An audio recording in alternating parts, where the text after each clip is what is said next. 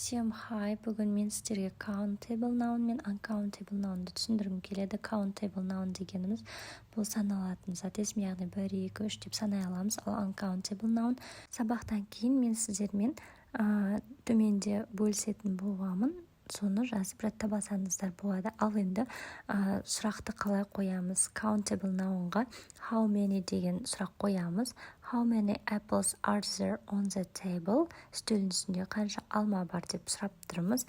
Ал uncountable'да how much деген сөз арқылы сұрақ қоямыз. How much water do you drink all day? Күніне қанша су ішесің деп сұрап тұрмыз. Ал егер де бутылкамен немесе стаканмен айтсақ, онда ол уже саналатын зат есімге жататын болады.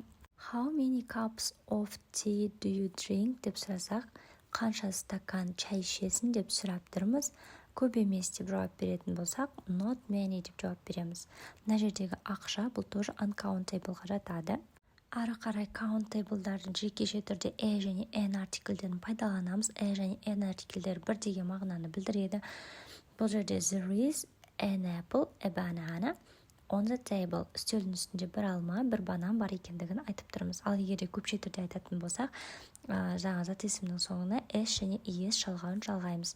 Бұл кезде there are сөзін қолданамыз. There are 10 apples, 5 glasses on the table. Үстелдің үстінде 10 алма, 5 банан бар деп айтамыз. Uncountable'дарда тек жекеше түрі қолданылады, көпше түрі қолданылмайды. Жекеше түрі мысал келтірейік, there is cheese on the table. Үстелдің үстінде ірімшік бар екендігін айтып тұрмыз.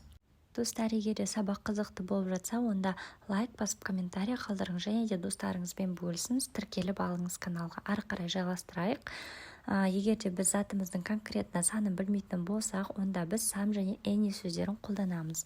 Some сөзі болымды формада және де зат есімнің көпше түрінде саналатын зат есімде қолданылады. Мысалға, we need some apples. Бізге бірнеше алма керек. Саналатын зат есімде айтып тұрмыз. We need some butter. Саналмайтын зат есімде айтып тұрмыз. Бізге бірнеше май керек деп айтып тұрмыз.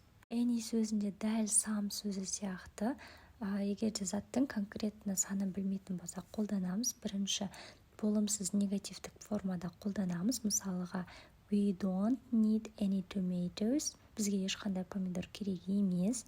We don't need any rice. Бізге ешқандай да күріш керек емес. Біз бұл жерде саналмайтын зат есімді қолданып айтып тұрмыз.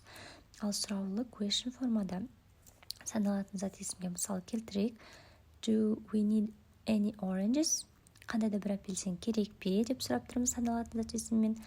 Ал саналмайтын зат есіммен do we need any sugar? Бізге қандай да бір қант керек пе деп сұрап тұрмыз. Сіздер де өздеріңіз осындай мысалдар келтіріңіздер, комментарийға жазыңыздар. Және де осымен сабақ аяқталды. Тіркеліп лайк басып достарыңызбен бөлісіңіздер. Егер де түсінбей жүрген сабақтарыңыз болса, комментарийға қалдырыңыздар. Міндетті түрде сабақ ретінде шығаратын боламыз.